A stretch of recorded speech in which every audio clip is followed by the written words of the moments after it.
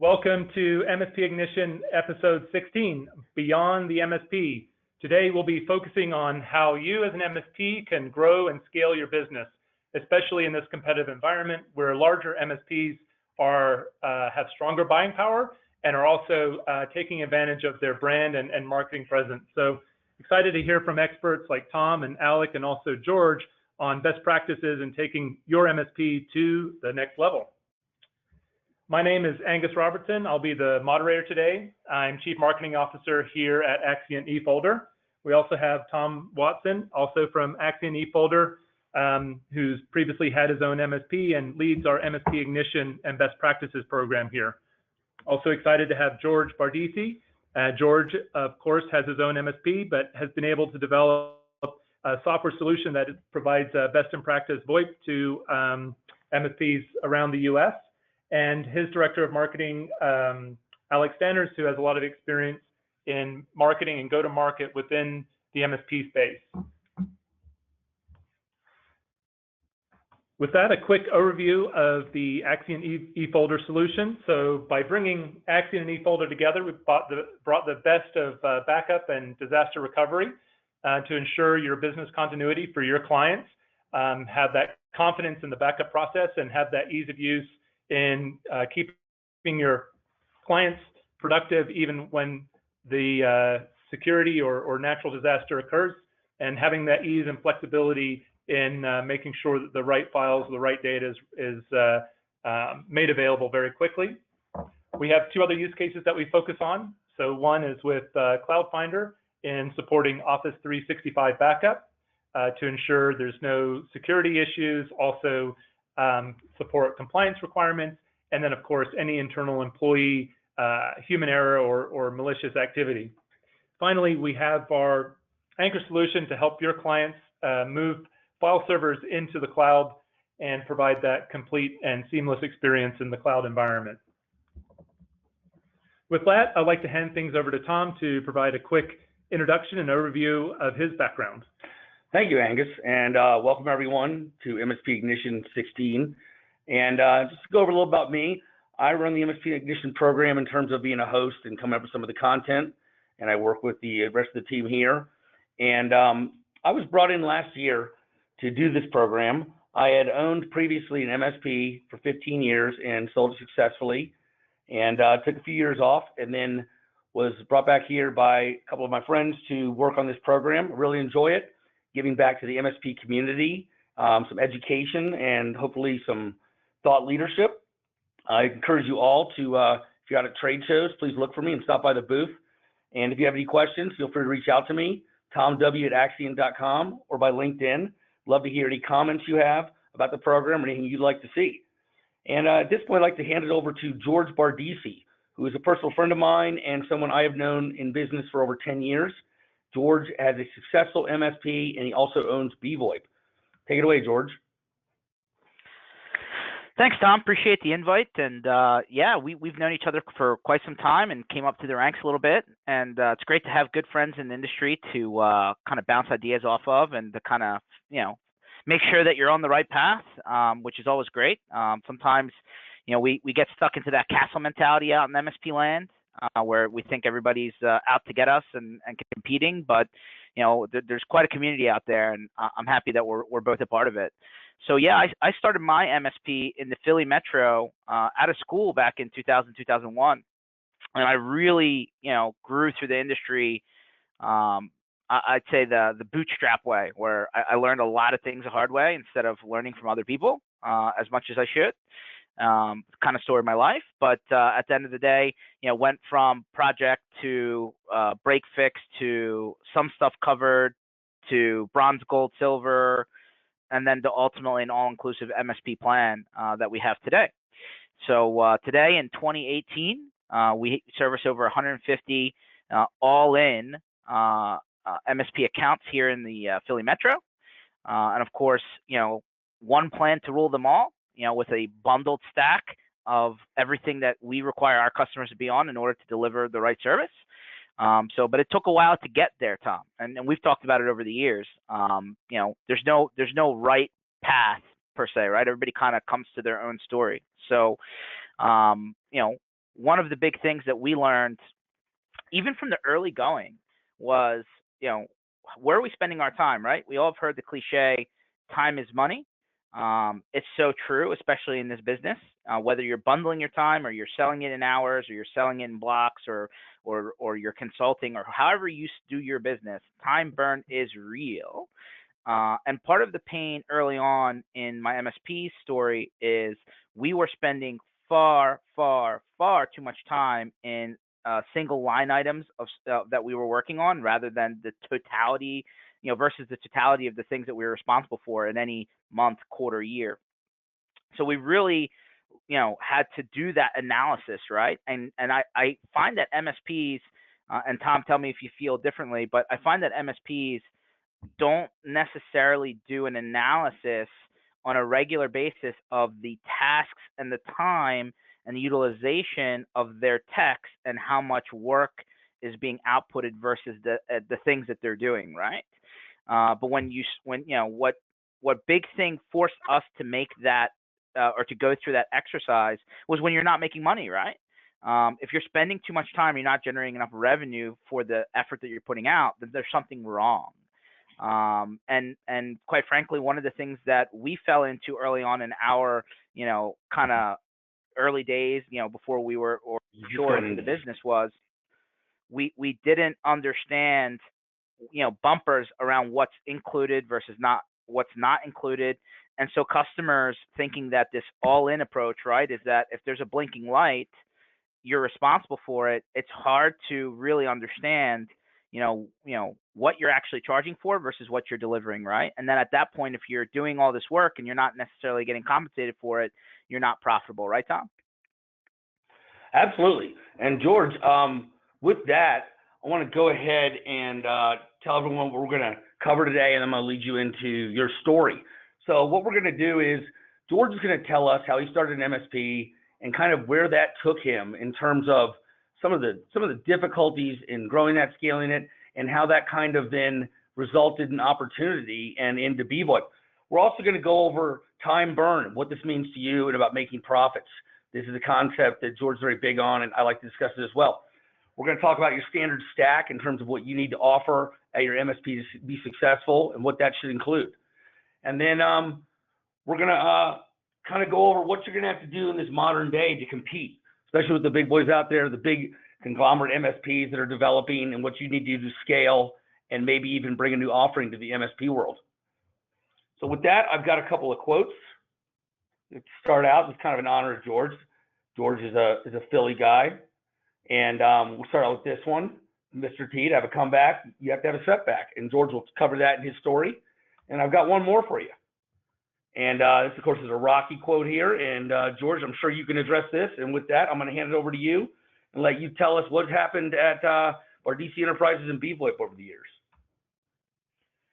Appreciate the Philly quotes. I'm definitely when you hear George Bardissi and the people that know me well, I mean, a Philly guy definitely is one of the characteristics that people say. I'm born, raised in Philadelphia through and through, hardcore Philadelphia Eagles fan, and thankfully I saw a championship in my lifetime. So it's nice to be defending a Super Bowl champion for the first time in our history. But anyway, appreciate that love, Tom. Yeah, so we you kind of mentioned it earlier, right? Started out of school. Actually, while I was still in high school, believe it or not, I had the interesting opportunity where I actually got in trouble first, right? I rolled into the school on a weekend. I had horrible handwriting, and you would think that wouldn't be the case going to Catholic school, but I did. So I wanted to type my notes. I got this piece of junk used laptop, was taking notes going into high school, but I couldn't get on the internet when I was in the cafeteria. So I rolled into the school on a weekend, and I wired up an access point in the cafeteria that I bought a box of wire and brought in, a junk access point from the store. And I guess somebody saw me, right? I thought I was free and clear. Somebody saw me coming in over the weekend. I got called down to the principal's office, and he's like, so you have two options. You either wire the rest of the school up and give me wireless everywhere else, or I'm kicking you out of school. So I took option A, and that's kind of where I started. I mean, it sounds silly, but I mean, you know, an opportunity is an opportunity when you can, right? And from that relationship I built, you know, with that principle, I started my company. I went home. I you know, got a ride to the family attorney. I incorporated. I came back. I put in a bid for, you know, the rest of the school's, infrastructure and IT projects, and I won. And that was like day one of my IT firm, right? And you know, at 16 or 17 years old, you know, and then, you know, ultimately going into college, went to Drexel University in Philadelphia here, you know, obviously not far enough away that I couldn't get to an Eagles game. You know, we started onboarding other schools that wanted a similar program, like this, you know, the school that I went to, and then ultimately started branching out into just business, you know, S&B business like everyone else. And see, our problem is that in the early going, Tom, you know, we had the issue, right, where, you know, again, we didn't put bumpers into our agreements. We kind of approached our customers with, you know, hey, are you willing to pay with blocks of hours? Are you willing to pay with, you know, by outsourcing it for a flat fee, right? This is before actually MSP was more of a marketing term at the time, and rather than a whole business methodology. And our issue was that nothing was standardized, right? We took anything from anybody, like you would starting off, trying to, get a business off the ground. And our issue is that, you know, and now, you know, a few years into our business, right? 2000, 2001 we started, and now we're talking about like 04, 05, 06. You know, we had this block of customers, about 40 customers. Everybody was on a different plan. Everybody had a different program. You know, our issue is that we were spending, you know, we were finally getting people to adopt this, you know, kind of outsource it all to us plan, right? But we didn't really stipulate what was in that plan. And as a result, we end up getting stuck. We got stuck with everything, right? I mean, if it had a blinking light, then we were kind of on the hook. If it was the doorbell ringer, the front door panel, the postage machine, the copier machine, the computer, the server, the internet, you know, some light switch on the wall that didn't work. No, I'm just kidding. But, you know, phones was definitely in there. And ultimately, you know, as well. And ultimately our issue is that at that point in our business, we were looking at why we were not making money, right? It's a hard lesson to finally go back and do an analysis when you get to that point. But, you know, ultimately, when we went back and did the math, right, you know, how much time is being spent on what categories versus the total time available of all of our technicians on a weekly, monthly, quarterly, and annual basis. You know, we said, all right, well, let's take the top 3, 4, or 5 items that we're spending the majority of our time on, and let's figure out how to fix that problem, right? And truthfully, and as I mentioned it earlier, you know, we spent a lot of time burn on things that weren't standardized, right? Like, you know, today, you know, the methodology would be, hey, you know, you want to make sure that you have the same stack of products, you know, across your customer base so that you have a foundation to stand on and you're not learning how to handle multiple vendors in one particular space, right? So, you know, let's use Axiom eFolder, for example. You would want an Axiom eFolder as standardized in all of your customers for your backup solution, right? BDR, you would want to make sure that you have, you know, the same AV option, the same security option, the same, you know, hardware vendors, et cetera, right? So, you know, the one problem that we ran into in our early days was that every customer had something different, and then they wanted you to deal with that something different. And unfortunately, that's not scalable, right? Or if you try and make it scalable, it'll crash. So at the end of the day, you know, the top 5 things that we had to determine was where are we spending our time and why were we not getting compensated? You know, Tom, let me ask you a question. You know, vendor management, right? How often do you see MSPs properly charging for third-party vendor management? It's really difficult. You know, it's really interesting because, and I'm on the software side now, and so you really see it and how it's built out. And I think a lot of people out there don't even know what they have, what they're paying for, you know, where they're allocating that. They haven't gone into ConnectWise and matched that up, you know, to autotask it to the particular client so it drills down through and make sure they're billing for it. And it's vendor management can be a mess, and all of a sudden you're paying for vendors you're not using, or you're not using what you're paying for, and it's a huge problem. George, just a question. I think it's really interesting what you're talking about in terms of how you spend your time, because time is precious. So when you do your analysis, how do you identify, where you're driving value for your clients, where you're driving revenue for your business versus other elements that are just sort of operational overhead? And was there any, as you've gone through that process over the years, any sort of key takeaways in how to do that, or any kind of surprises you've had and said, wow, that really just was kind of a waste of our time and we should be spending more time here where there's more value? Yeah, so it's a twofold thing, right? In my response, no differently than you want to present to your customers why, it's like the age-old problem in this industry is if you do a really good job, your customer doesn't really see you, right? And then they ask the question, what are you doing for me, right? I mean, and that's the wrong thing to think about, right? Because if you're doing a good job, the customer stuff just works, right? And they can continue doing their business. So in the same token that we want to present to our MSP accounts where we're showing value to them, right? And how their time is being saved and how their business is staying, productive, we need to do that same calculation internally, right? And so our problem, especially in the early days, was, and this is where having the right tool set's important. We were able to go back and look at every single call, every single ticket, every single email, every single on-site visit, every single truck roll, and determine what was the source of that activity, right?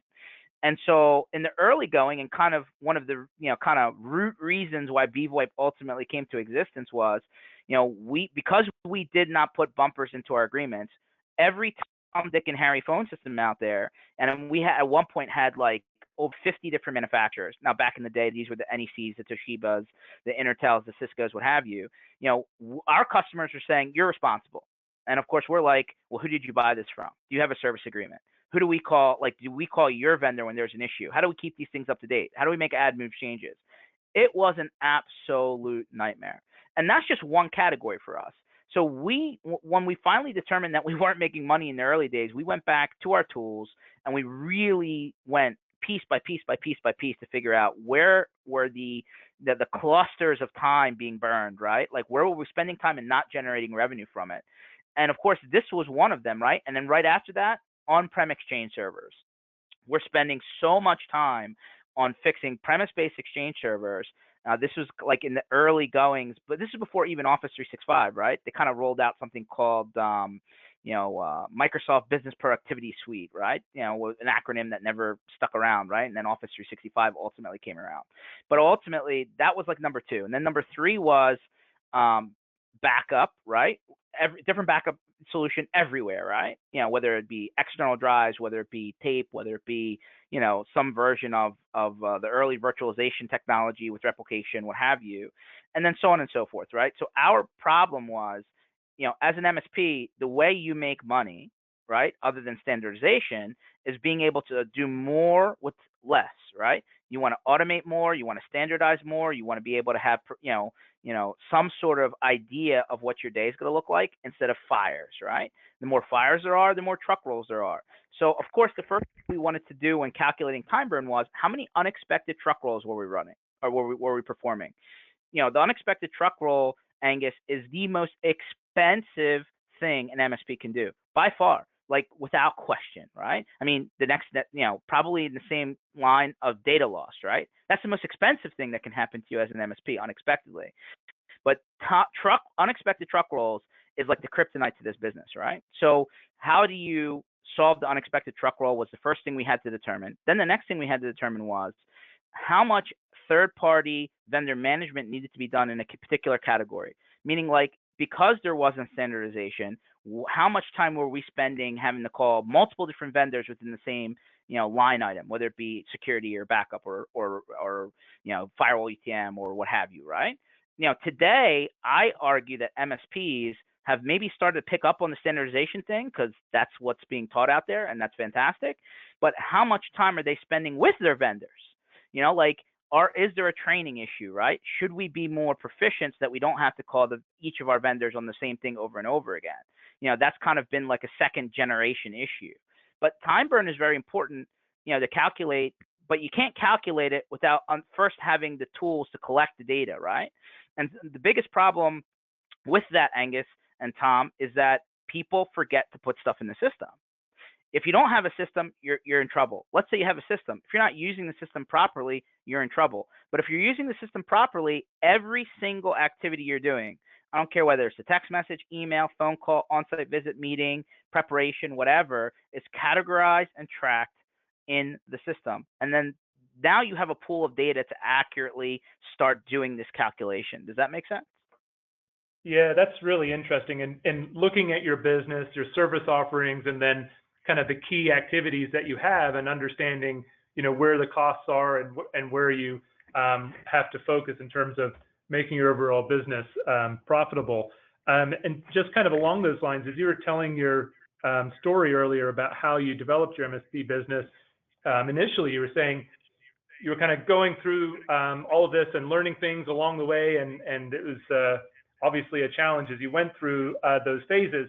When you look back, is there any sort of key lessons learned or any moments that really took you to that next level, and I guess any breakthroughs in particular, and what led to those breakthroughs?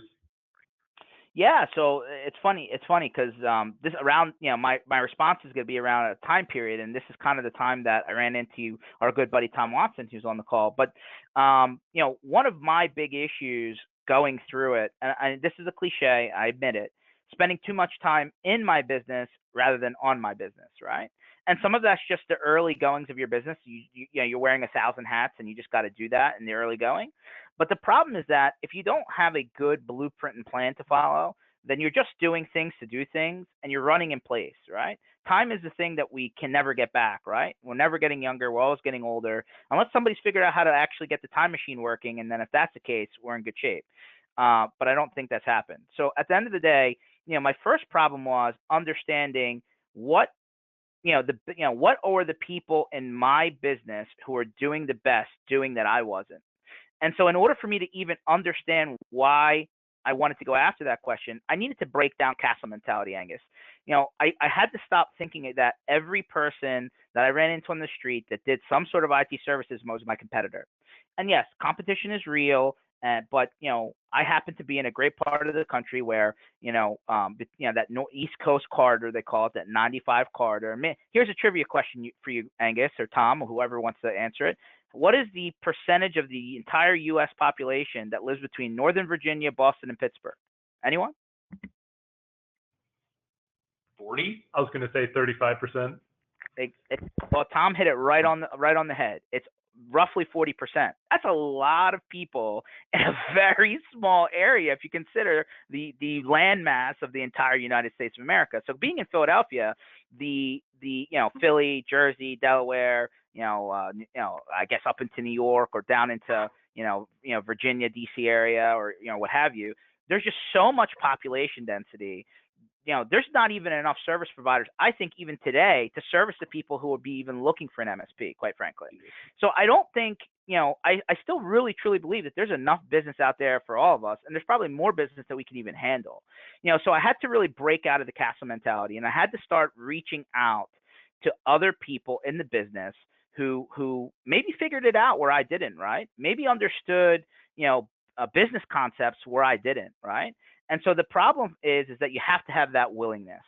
Otherwise you would do exactly what I did, right? You went head first, which is great. You're excited about it, but then you didn't really go at it with any sort of process or mentality, and you just kind of did everything for everyone. And the problem with doing everything for everyone is you're just at some point working for free. And there's nothing wrong with helping people. I think everybody gets into this business at some level because they love technology and they love helping people. I think that combination is why people are MSPs. Obviously making money is great, and we're all in there to make a living, but I think that's not people don't think get in the business of MSP to be a billionaire, right? I don't think that's the main gist. I think they just generally love their technology and they help people. So, one of the main things I need to learn was to let that castle mentality go, was to start talking to other people, was to start understanding who is successful, learning why they were successful, and understand that, if I didn't start collaborating with people, if I didn't start, learning, what was working elsewhere, that I would never grow my business. I know that's hard to say, but I'll admit it freely. If you're too stubborn-headed about where you are and what you're doing, you're never going to grow your business. I just really truly believe that. Some people read books. I learn from people. I'm a people person. I'd rather talk to people face to face, in whatever venue it is, if it's a user group or a conference or whatever. So, over the years, I learned that stacking things into my business was super important, and developing a package that kind of stacks it all together rather than waiting for, the next question of, can you offer this for me, was the way to standardize my business. George, with that, we're going to head into what's in your stack, which is great. You sent this over to me, and I don't think I've ever seen a list quite like it. And I think this slide's required a little bit of explanation. And you explain like how you came up with this and why this is so important. You kind of touched on it before, but go ahead. Yeah. So, over the years, we talked about how we went from break fix to project to break fix, to some stuff covered, some stuff not, to bronze, gold, silver, which we all know that if you offer 3 plans, most people are going to take the lowest plan and then complain why things aren't covered. It's just the nature of that. Ultimately, to a one, take it all or don't take it at all mentality, right? So when we went out to and really said, all right, we're going to create this bundle, right? This thing where, the majority of our customers have this foundation where the technology is right. Granted, every customer has something different to them, right? Whether it's their line of business application, ERP, CRM, manufacturing. I mean, depending on the vertical of business that you're in, there's always going to be a wrinkle of things that are slightly different. But if the foundation is correct, then that part's easy to manage, right? So what you see here on this page is a consolidation of what everybody should be offering in their stack, in my opinion. So in my MSP, what we determined to do was, we didn't want to be the most expensive guy out there, and we didn't want to be the least expensive guy out there, but we did want to understand that if we didn't create a comprehensive plan that bundled all these things together, then we weren't going to be profitable as a business, and we couldn't standardize and scale. So what you see here is a list of everything that everyone should be doing. And I know it sounds like a crazy list. It's true. And then what you see next to every number, and again, I have one with some question marks next to it because it's still relatively, an open topic. But what everybody needs to be doing is determining what is their possibility for net recurring profit. So that's what those dashes and percentages are, right? In each one of those line items, how much, revenue, from a profitability standpoint, can I generate based on what that line item represents, right? So, what is your markup potential effectively? And so for me, when you look at a couple of pieces, side by side, you're like, well, if I'm only making 5% on something, or 8% on something, or 10% on something, it's not a lot of money. How do I actually benefit from that if I'm doing these things one off? But when you stack all of these things together, Tom, what you ultimately determine is that you can become super profitable, because now what you've done is you've taken multiple vendors from your customer, paying, these people separately, and you've now consolidated them into you. So one of the exercises that we do when we go to prospect someone as an MSP, looking for new businesses, hey, can you tell me what you spend annually for printer, what you spend annually for telephony, what you spend annually for vendor management, your internet provider, your email, all across the board, right? Because a lot of the times what happens is your customer does not think about all of these categories as IT. Because traditionally these have been handled by multiple separate vendors. But I think we can all agree, unless somebody thinks differently, that all of a sudden now in 2018, there isn't no more really the phone guy, or the surveillance guy, or the point of sale guy, or the copier guy, or the IT guy. I think it's all gray now, right? What do you think, Tom? Yeah, I think it's moved towards more of a model where it's it's not just managed services; it's kind of an overall business services. I've seen some even expand into even some staffing to the level of they aren't even technology people. And you can take this pretty far, because once you have your foot in the door and you're running basically the back end operations for a business as an MSP, and they trust you, they're probably going to give you a lot more keys to that castle if you want them. And I say, like you do, I say, build your stack out. If you see more opportunity, even outside the traditional technology realm, you should go for it if it could be profitable. That's a really interesting observation, and maybe Alec, a question for you.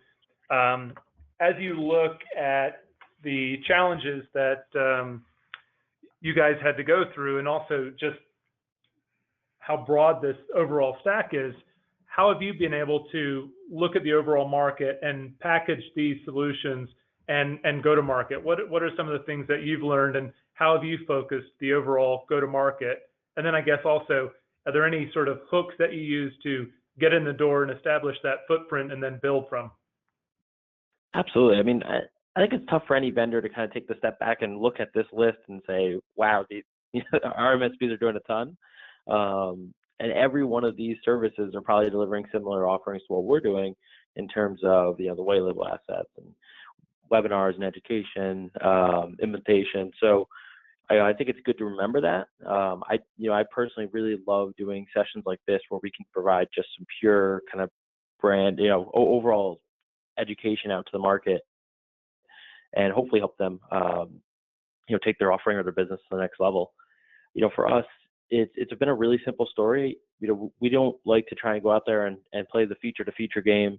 Personally, we're very confident with our features and what BVoIP can do, but realistically, we go out there with our story. I mean, BVoIP was born, as George touched on, out of just straight pain.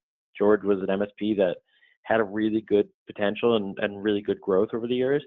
But once he finally went back and looked at it and started to learn more from, the other MSP communities out there, realized that he could be profiting a ton more off this business with just some better operational efficiencies internally. So when he went back and looked at that and started to go through that process and found just the absolute time burn, as he touched on, and what that was doing for him, that was his sole driving factor, because he knew if he drove that percentage from, let's say, a 30% ticket down to a 12% ticket, the amount of money that would go back into his, into the company and into his pocket, and the amount of time that would go back to his techs and his other customers was just tremendous.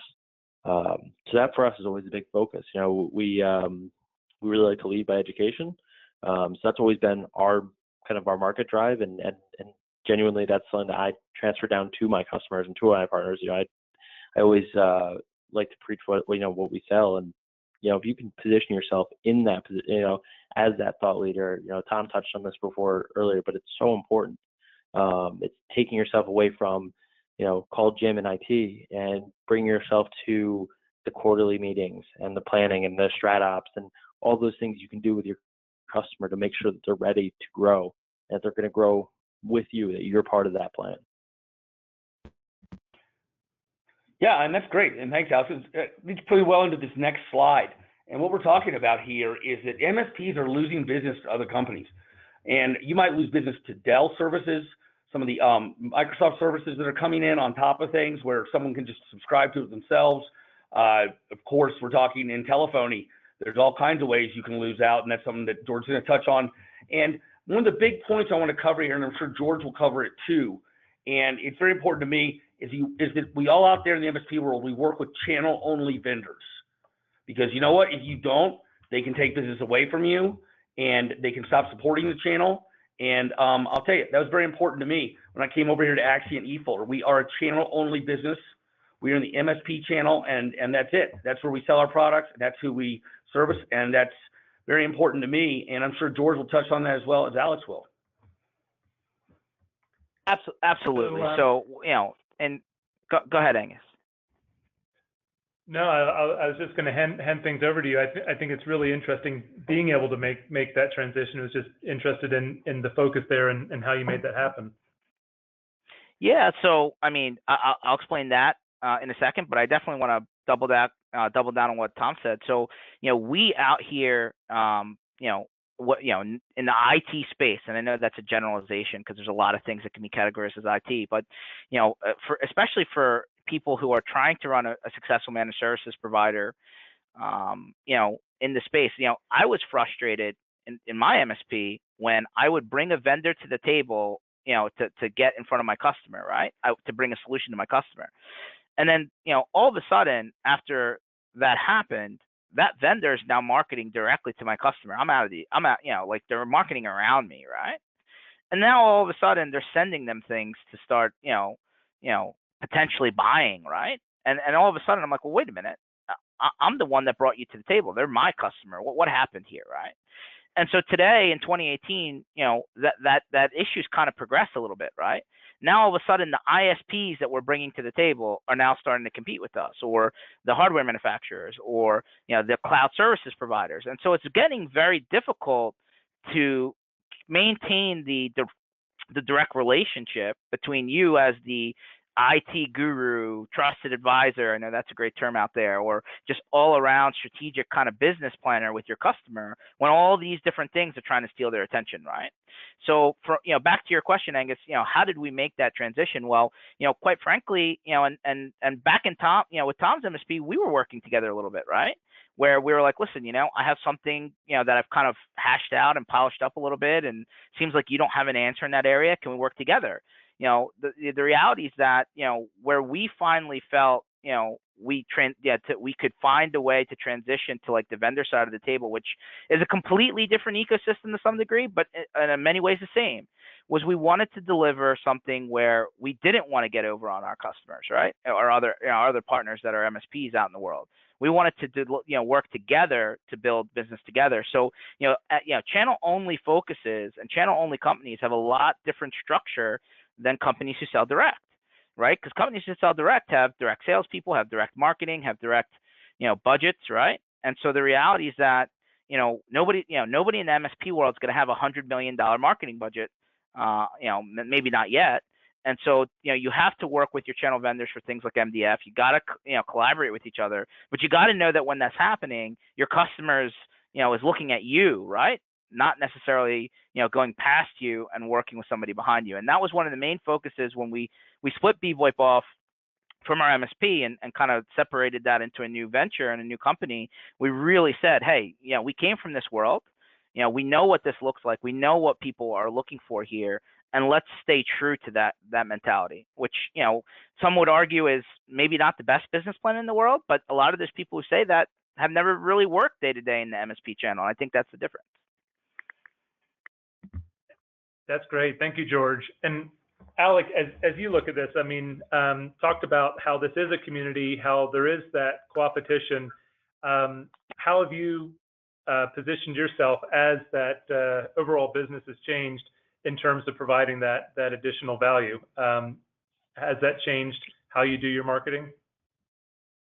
Absolutely. I think one thing for us, one of the reasons that personally I ended up at bVoIP was the channel only effect. I've been a couple different positions over the years in the IT field, some enterprise level, but mostly in the channel. And I've seen the impact of both sides. The enterprise company I worked with had a channel team and they sold to the channel, but there was such an awkwardness internally of, is it okay to approach that customer? Is it not?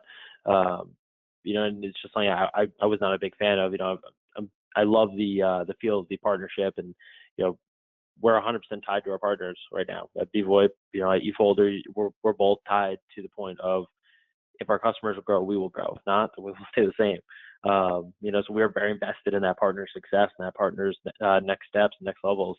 That's why we take time out of our days to do things like this and see what we can do to help. So I think for us, we absolutely changed what we're doing every day. We get inbound leads a lot from just people who found us on as much as we try and cater our keywords. We have people who find us all the time from a direct sale point.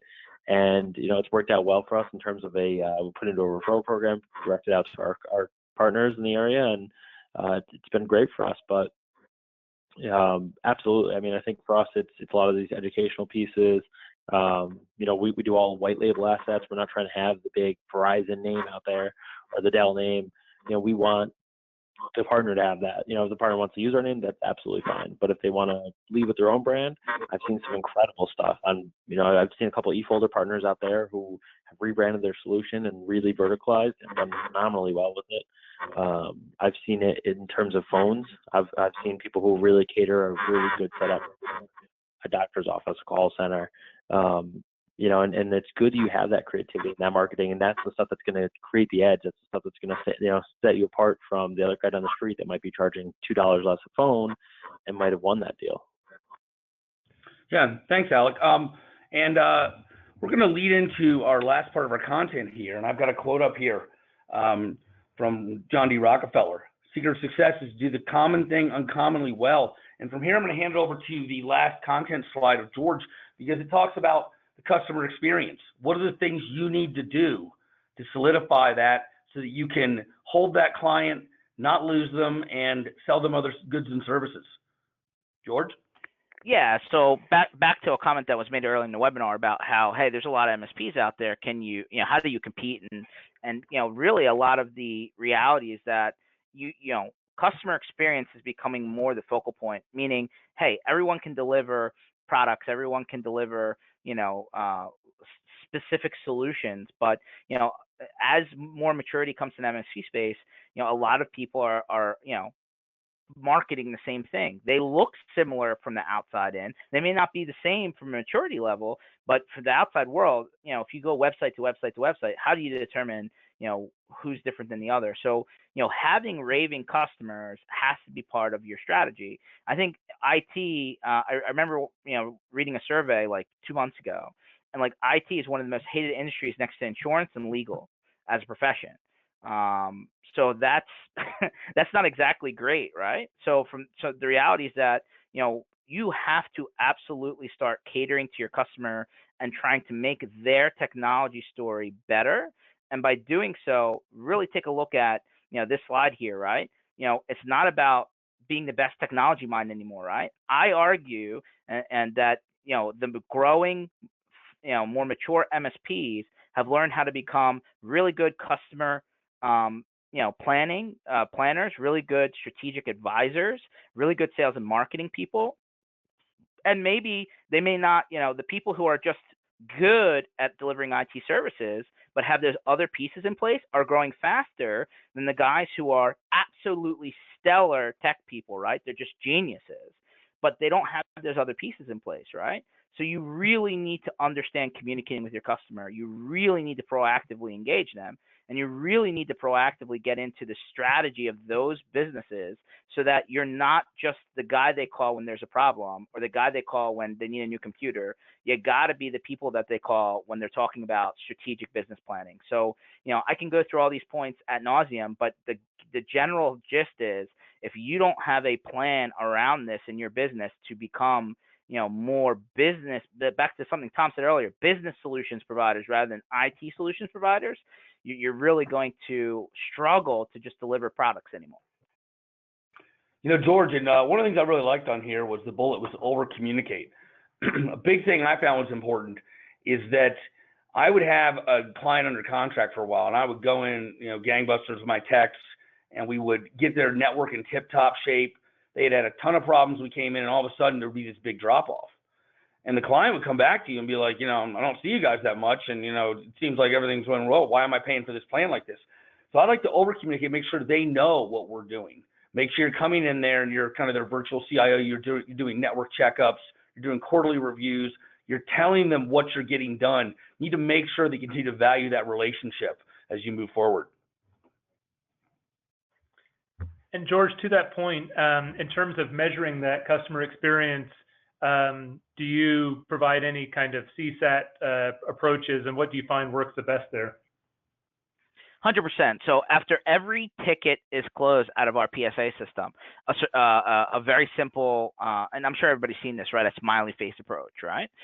They can still leave feedback if they want to type in notes and stuff, but it's just a simple, green, yellow, red, right? Were you happy? Were you okay? Were you not so happy? But then what we also do is use the other mentality, right? This kind of net promoter score, and we send that out on a biannual basis to every customer, right? So that we can understand from them, you're measuring two different things in those scenarios, right? With the CSAT, you're measuring, hey, in that one activity, did we do a good job? But in Net Promoter Score, on that kind of not every time basis, but more on a general, kind of every so often basis, we're trying to understand from our customers, are we doing a good enough job that you would recommend us to another customer or to another person? So, you have to do those things regularly. And during your quarterly, meetings or just regular meetings with your customers, you should be gauging this. And if you're asking the right questions, they'll tell you what's working, what's not working, what you can do better. And you constantly have to be asking these questions, because if you just sit back and say, hey, I'm just going to be really good at delivering a technology service, and you don't gauge the temperature of your customers on a regular basis, I think you're going to find, one day when your customer disappears, you're like, but I don't understand why. I thought we were doing a great job. You have to keep that communication level up. Fantastic. Thank you, George. With that, we're coming to the end of the webinar. Thank you again for attending. Some key takeaways that I heard from the conversations with George and Tom and also Alec, make sure you focus on your story. Understand that value proposition, the story you want to tell. I think B-Voip's right on in that, because that's how you engage with people. And if you can get that connection and that emotion across, you can really stay present and become that trusted advisor. So through educational materials, you'll be invited in to help with the understanding the business and helping be a trusted advisor to support those business decisions. And then that leads to something pretty interesting, because if you can own a particular conversation in terms of your go-to-market, then you start to get those inbound leads. And those are the most cost-effective way of growing your business. I really enjoyed also what George talked about, and looking at that time burn and being able to put that data model in place so you can capture that information and understand what activities are really costing you and where the most value can be derived, so you can focus your business appropriately. And then, of course, start to understand how you can verticalize and really deliver even more value. And at the end of the day, I'm a big fan of the Net Promoter Score too. So I would advocate, just like George did, for anybody here who's not using it to take advantage of that as an opportunity. Because if you've got an NPS score above 50, you've got a great community out there that's helping, being your sales force, an extension of your sales force, bringing you more business to other folks, because they're so happy about the experience they're getting with you. With that, I'm happy to say that B-Voip's offering a half-off partner sign-up fee on their sign-up fee, so take advantage of that. And here at Axiom and eFolder, we encourage you to sign up for MSP Ignition. We'll send out a follow-up email from Tom to help facilitate that. So we've just got a few minutes left. If there's any questions, feel free to go ahead and ask them. Anything else you'd like to add, Alec or George, on the sign-up fee, or any other key takeaways? So I just want to say real quick, first of all, thanks everyone for joining us. Like I said, we're always happy to take our time out of our days to do these, but more importantly, everyone else on the phone here is a business owner, has something very important to do. So we appreciate all of you being here. We know that's no small feat to break yourself away from the fires and server outages or anything else that you may all be dealing with. So thank you for joining us. On that half-off fee, it's something that we wanted to do for the community. Obviously we know that it's not easy to start up with anything new, and if we can help out at all, we'd be happy to. And on the other side, the MSP Ignition stuff is phenomenal. I've seen it for years. Your teams have done a really great job with it, and I really encourage everyone, if you have not taken a look yet, go over there, take a look, use that cost calculator. If you don't have something worked into your initial offering, that initial meeting to kick off with that client, that is a great way to get in the door and really show that value. Continue to show them what you're saving them, what you're doing for them that they may not be getting today. So I'm not seeing any questions. I know George actually did have to jump off. He just sent me a quick note.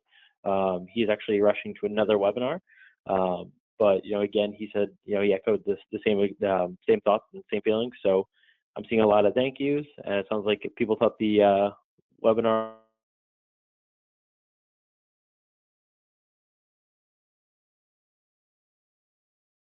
bvoip.com, and of course the eFolder team. Plenty of ways to reach them, eFolder.com, or right through that MSP Ignition program, I'm sure. Yeah, and thanks, Alec. This is Tom, and just want to thank everyone for joining MSP Ignition, and tune in. We'll have a blog post going up next week on channel E2E, and also look forward to our next webinar. I'll also be at the Robin Cybersecurity Roadshow in Las Vegas, October 2nd through 4th. Please feel free to stop by and talk to me at the booth. Great. Well, thanks to George. Thank you, Alec, and thanks, Tom, for taking your time and sharing your thoughts with the community. Everybody have a great weekend and look forward to seeing you on our next webinar. Take care and bye-bye.